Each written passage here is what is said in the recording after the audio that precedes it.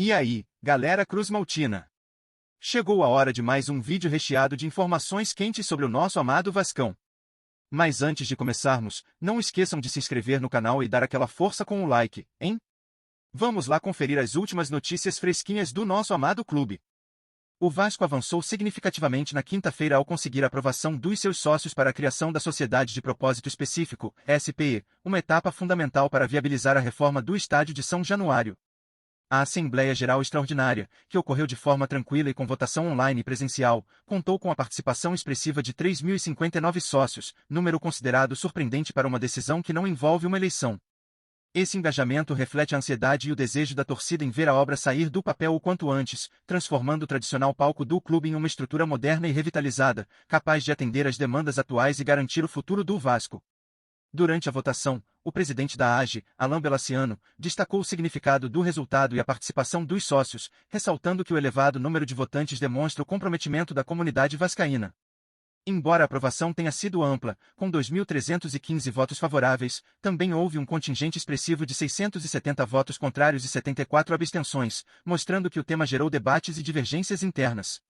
Um ponto de tensão ocorreu quando um advogado da oposição questionou a inclusão do Estatuto da SPE no edital de convocação, o que levou a diretoria a retirar o documento para evitar confusões e garantir a transparência da votação, ainda que tenha gerado algumas críticas por conta da mudança durante o processo. O principal objetivo da SPE é administrar o chamado potencial construtivo do terreno onde fica São Januário, conceito que se refere à quantidade máxima de construção permitida naquela área segundo o plano diretor da cidade. No caso do estádio, o Vasco ocupa apenas parte desse potencial, e a prefeitura permite que a capacidade não utilizada seja transferida para outras regiões ou vendida a terceiros. Essa transferência, conhecida como Transferência do Direito de Construir, TDC, é o instrumento que permitirá ao clube capitalizar esse ativo imobiliário, convertendo em recursos financeiros que serão essenciais para custear a reforma do estádio sem comprometer o orçamento do clube. Belaciano também comentou sobre as dificuldades enfrentadas durante a votação, especialmente relacionadas à desinformação e ao ambiente político que, segundo ele, ainda permeia as decisões dentro do clube. Ele ressaltou que, apesar das críticas e do voto contrário de uma parcela dos sócios, o processo foi marcado pela transparência e pela busca por esclarecimento de dúvidas, reforçando que a prioridade deve ser sempre o interesse do Vasco e sua modernização. Esse clima conturbado, no entanto, não diminui a importância do passo dado e o entusiasmo de quem acompanha de perto o projeto, que promete renovar não apenas a estrutura física, mas também a esperança dos torcedores. O caminho para a reforma de São Januário agora segue adiante com a aprovação da SPE, que formaliza a gestão do potencial construtivo e abre espaço para que o Vasco negocie essa capacidade adicional de construção no mercado imobiliário. Com essa estratégia, o clube não dependerá apenas de recursos próprios ou de patrocinadores, mas utilizará um ativo valioso para financiar a modernização do seu estádio histórico. A expectativa é que, com o projeto devidamente estruturado e as etapas seguintes cumpridas, São Januário possa ganhar em breve uma nova cara, proporcionando melhores condições para o time, os torcedores e toda a comunidade vascaína. Você já sentiu aquela saudade do futebol vibrante, ofensivo e apaixonante que o Vasco costumava apresentar em campo? Essa memória parece cada vez mais distante, como um sonho que escapa por entre os dedos. A morte do bom futebol do clube não aconteceu de repente, mas sim como um processo gradual e doloroso, resultado de anos de decisões equivocadas, instabilidade e falta de um projeto sólido. A tradição de um time que encantava pelas jogadas criativas e pela garra foi substituída por partidas apáticas, resultados decepcionantes e uma imagem que deixa qualquer torcedor frustrado. O que poderia ter sido um gigante em constante evolução transformou-se em um reflexo da desorganização e da ausência de planejamento, minando o que de melhor o Vasco já teve e deixando uma legião de apaixonados à deriva, ansiando por um resgate que ainda parece distante. Por trás dessa decadência, está um cenário marcado por conflitos internos, falta de continuidade e um ambiente que muitas vezes priorizou interesses alheios ao crescimento esportivo do clube. A ausência de investimento consistente em formação, a troca constante de comandos e a falta de uma identidade clara dentro das quatro linhas corroeram a alma do futebol vascaíno.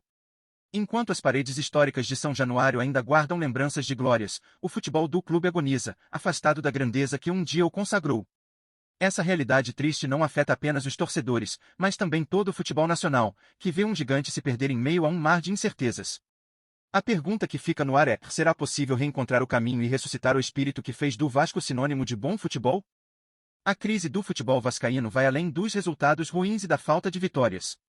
Ela representa a perda de uma identidade que antes era reconhecida pelo talento, pela ousadia e pela paixão estampada em cada lance.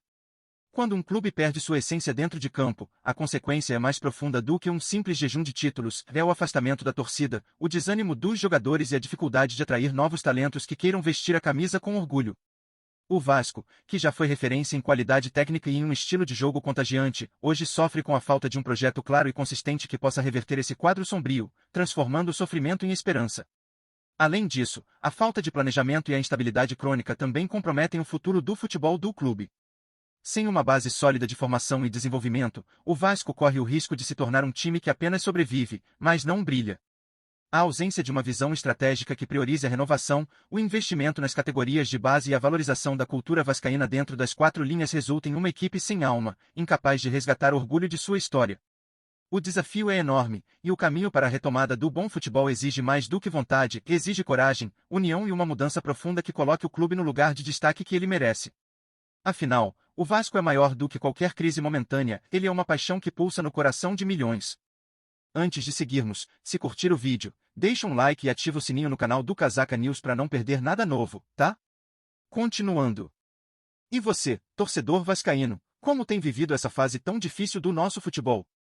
É impossível não sentir um aperto no peito ao assistir a um time que um dia encantou tantos corações se perder dentro das quatro linhas. Será que o Vasco ainda pode reencontrar o caminho do futebol vibrante e vencedor que sempre fez parte da nossa história? Ou será que estamos apenas assistindo ao fim de uma era que parecia eterna? Queremos saber qual é a sua visão sobre essa crise. O que você acredita que está faltando para que o Vasco volte a ser aquele time que fazia a torcida sonhar e vibrar a cada jogo? Mais do que isso, a pergunta que fica é: até que ponto a desorganização fora de campo e as disputas internas vêm comprometendo o desempenho do time? Você acredita que essa bagunça política e administrativa ainda impede o Vasco de mostrar seu verdadeiro potencial? Ou acha que o problema está mais ligado a uma falta de planejamento técnico e de valorização da base? Qual é o seu sentimento sobre o presente e o futuro do clube? Será que a nossa paixão e a força da torcida ainda podem virar o jogo e resgatar o orgulho de jogar com raça e qualidade? Queremos ouvir você, que acompanha o Vasco dia a dia, sofrendo e sonhando junto. E para você que acompanha o clube desde sempre, ou mesmo quem está chegando agora, qual seria o caminho para devolver ao Vasco aquele futebol que marcou época? É hora de levantar a voz, de participar, de cobrar mudanças e de acreditar que a transformação é possível. Porque o Vasco não é apenas um time, é uma história, uma identidade e uma paixão que vive em cada um de nós. Então, torcedor, conte pra gente o que precisa acontecer para que o Vasco volte a jogar como um verdadeiro gigante do futebol. Seu pensamento pode ser o começo de uma virada, e essa conversa é o primeiro passo para reacender a chama do bom futebol vascaíno. Todo dia tem novidade do Vasco. Se inscreve no canal e dá um like para continuar sabendo de tudo. Comenta o que você acha nas notícias, isso ajuda muito o Vasco. Tchau, até o próximo vídeo.